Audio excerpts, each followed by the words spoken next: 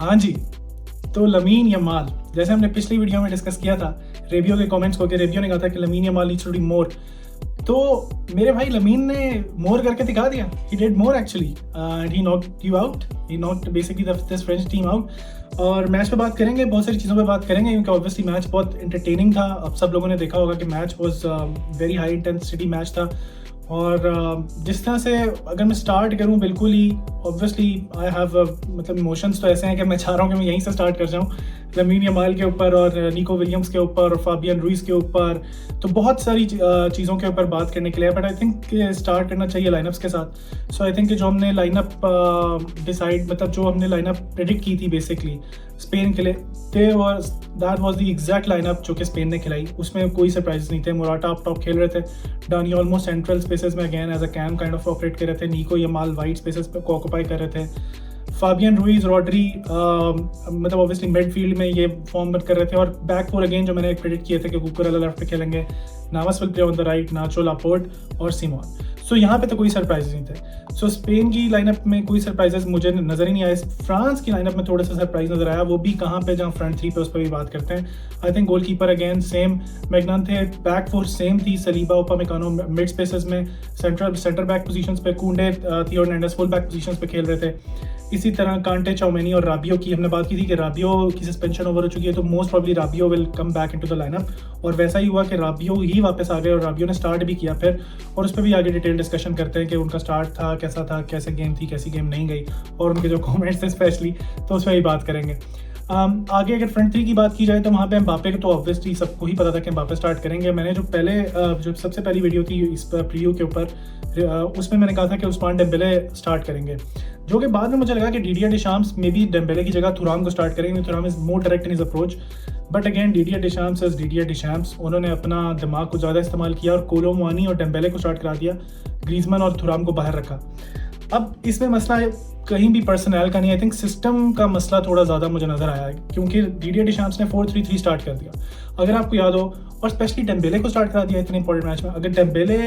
अगर आपको याद हो, डेम्बेले और जरूड हाफ टाइम से भी पहले सब्स्टिट्यूट हो गए थे in the world cup final. ठीक है, मैं किसी भी सूरत में ये नहीं कह रहा हूँ कि डेम्बेले अच्छा प्लेयर नहीं है, ये वो ही might be good, I don't know कि डीडियर डेशाम्स का क्या सीन है डेम्बेले के साथ, but to be very honest Dembele इस यूरो में भी कहीं नज़र नहीं आ रहे थे, और Thuram maybe would be a better choice, but then again he decided with that. Kolo Muani को अगर खिलाना भी था तो आप ग्रीजमैन को शुरू से रख सकते थे, क्योंकि एडवांटेज होता, अगर आपके पास ग्रीजमैन होते हैं वो मिड के 4 फॉर्म कर सकते थे, ग्रीजमैन थोड़ी हेल्प करते हैं। और हमें पता है एटलेटिको मैड्रिड में भी, हम जब बारसा में भी खेलते थे ग्रीजमैन, तो हमने देखा है कि ग्रीजमैन किस तरह से बैक ट्रैक करके बॉल रिकवरीज में हेल्प करते थे with midfield and defensive lines, even full backs को भी कवर कर रहे होते थे बहुत दफ़ा, क्योंकि बारसा में अगर आपको याद हो तो वो लेफ्ट साइड पर ज़्यादा ऑपरेट करते थे। In short, in a nutshell, what happened is के 4-3-3 करने से एक तो आपके पास वो मिडफील्ड की सॉलिडिटी गई, फिर आप राबियो को ले आए कामाविंगा की जगह। सो वहाँ से आई थिंक सो कि वो लेग्स वाली ऑप्शन भी गई, और शुरू में जो अर्ली गोल मार भी दिया था फ्रांस ने,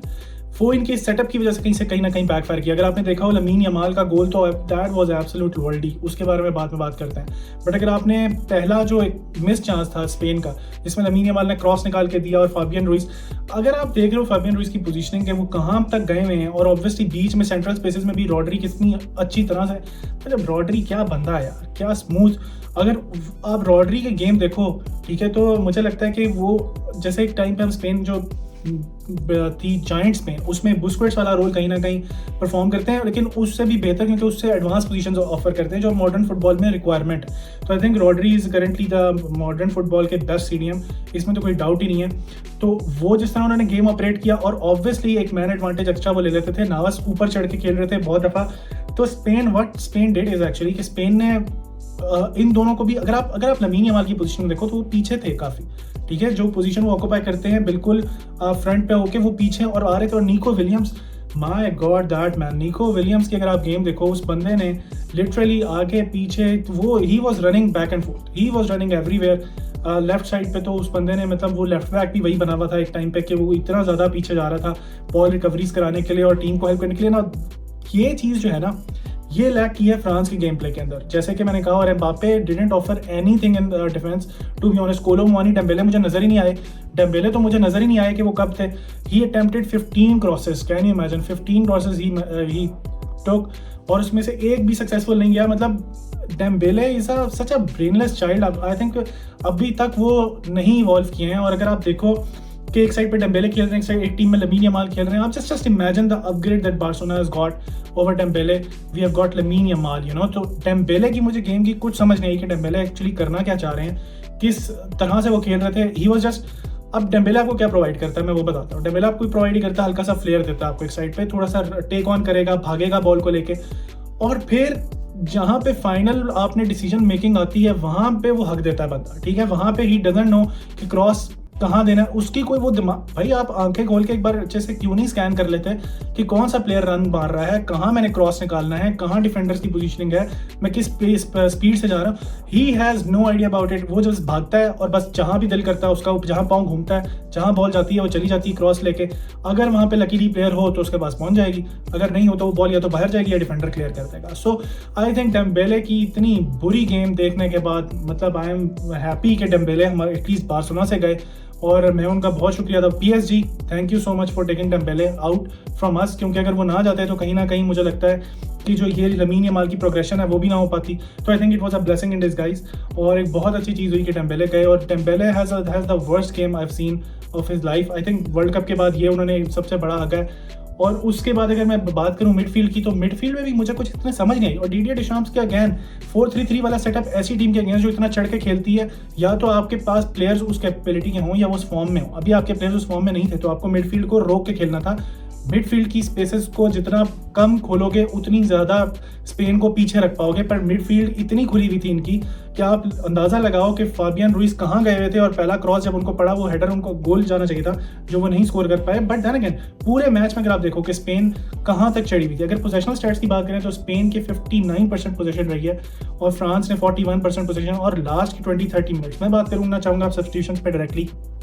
Substitutions are the very critical part of today's modern game, क्योंकि आपके पास 5 सब्स्टिट्यूशंस अलाउड हैं, आपके पास बेंच स्ट्रेंथ अच्छी होती है। टीम सब्स्टिट्यूशन से भी मैच हमने देखा है बहुत ज़्यादा बदलती हैं, ठीक है। अगर मैं सब्स्टिट्यूशंस की बात करूँ तो सब्स्टिट्यूशंस के नाम पे देखो, आप बात समझने की कोशिश करो। लमीन यमाल को उन्होंने उतारा, ठीक है। लमीन यमाल को उतार के लमीन यमाल और अल्वारो मोराटा जो हैं, ठीक है, वो खेल रहे थे। लमीन यमाल को बिल्कुल एंड पे उतारा, अल्वारो मोराटा को उन्होंने सब्स्टिट्यूट किया, ठीक है। पर ये सारी चीज़ें स्पेनिश कोच ने अपना दिमाग लड़ाया, उसने कहा डानी ओल्मो को उतारता हूँ। हालांकि Dani Olmo is having a game of his life. Again Dani Olmo की बात करना यहाँ पे बहुत ज़रूरी है। डानी ओल्मो ने जिस तरह से आके स्पेन का स्ट्रक्चर में रहते हुए जो चेंजेस किए हैं, और देन अगेन क्रेडिट देंगे पूरा डेला फोंटे को, क्योंकि उसने हर प्लेयर को उसकी बेस्ट पोजीशन पे खिलाया। He knows his position of his players. अगर आप उनको बेस्ट पोजीशंस पे खिलाओगे तो वो बेस्ट एबिलिटी से परफॉर्म कर पाएंगे। And he had the clear vision कि अगर नंबर 9 मुझे खिलाना है तो मोराटा खिलाना है, भले वो अच्छा खेले, गोल स्कोर करे ना खेले, बट नंबर 9 वही खेलेगा, ठीक है। So he has his clear vision of 4-3-3, और उसमें हर प्लेयर अपनी पोजीशन को ऑक्यूपाई करके खेल रहा था। तो एनीवे सब्स्टिट्यूशंस की बात करते हैं। 62nd मिनट पे जाके फ्रांस ने 62nd मिनट पे 63rd मिनट पे 2-3 चेंजेस किए, जहाँ पे बारकोला आए हैं कोलो मुआनी की जगह। चलो ठीक है, ठीक है। उसके बाद इन्होंने जो है एनगोलो कांटे को उतार के ग्रीजमैन को लाए, और एड्रियन राबियो को उतार के कमाविंगा को लाए, ठीक है। और उसके बाद एंड पे 79th मिनट आप उस्मान डेम्बेले को उतारने के लिए 80th मिनट तक चले गए हो। यहीं से पता लगता है कि आप क्या कर, आपका माइंडसेट क्या है भाई। आप उस्मान डेम्बेले को तो सबसे पहले आपको सब्स्टिट्यूट हाफ टाइम पे, क्या आपको पहली तो बात उसको स्टार्टिंग लाइनअप में लाना नहीं चाहिए था, पर अगर आप गलती से ले आए हो, आपने एक भंड कर दिया, अब आप उसको उतारो मेरे भाई। What are you trying to do with him? You will not achieve anything. हाँ, हेडलेस क्रॉसेस चाहिए तो फिर खिलाते रहो उसको, 90 क्या 80 मिनट्स खिला दो उसको, ठीक है। वो बंदा इतना जाहिल है, उसको समझ नहीं आती कि मैंने कहाँ क्रॉस मारना है। एनीवे ये सब्स्टिट्यूशंस टोटल किए उन्होंने। अब आप गेम मैनेजमेंट की बात देखें कि जहाँ पे उनको गेम मैनेजमेंट करना था स्पेन को, उन्होंने आराम से डानी ओल्मो को उतारा, मिकेल मेरिनो को लाए, अल्वारो मोराटा को उतारा, ओयारज़ाबाल को लाए, एंड पे वो फेरन टोरेस वगैरह को और जुबिमेंडी को भी लाए। पर वो जो जस्ट फॉर्मेलिटी सब्स्टिट्यूशंस हैं, क्योंकि वो 93rd 94th मिनट पे हुए हैं, और वो ऑब्वियसली मैच को कंटेन करने के लिए भी थे। बट आई थिंक मुझे जहाँ लगता है कि जहाँ पे प्रॉब्लम हुई वो स्टार्ट में ही हुई, और बात करना चाहूँगा स्पेशली लास्ट के जो 20 मिनट्स हैं, वहाँ पे France was chasing the game, ठीक है। 2-1 से आप डाउन हो, आप गेम को चेस कर रहे हो, तो what you have to do, you have to up your game. आपको टेम्पो लेना, आपको आप बॉल ही नहीं ले पा रहे दूसरी टीम से। लिटरली मैं जब देख रहा था, मैं कह रहा था ये क्या हो रहा है। No one was pressing, no one was interested in pressing this Spanish team, और they were comfortable, they were moving the ball around. ये राइट लेफ्ट सब खेल रहे हैं, सब पोजीशन रख के बैठे हैं, ये बॉल घूम रही है, राइट लेफ्ट जा रही, कोई प्रेस ही नहीं कर। आप जब तक प्रेस नहीं करोगे, इस स्पेनिश टीम से आप बॉल कैसे लोगे? जो पासिंग के मास्टर्स हैं, जो इतना अच्छा खेलते हैं, जो पोजीशंस को इतने अच्छे से ऑक्यूपाई करके बैठे हैं, आप इनसे बॉल छीनने का क्या तरीका, और आपने गोल करना है एक्स्ट्रा टाइम में फोर्स करने के लिए गेम को, तो आप क्या करोगे, आप सेट बैक कर दोगे। और आपके front three, my God they were poor. Giroud आप लेकर आए, जिरूड क्या फोर्स करेगा भाई, कोलो मुआनी फिर शायद थोड़ा कर लेता, जिरूड ने क्या ही प्रेसिंग करनी थी।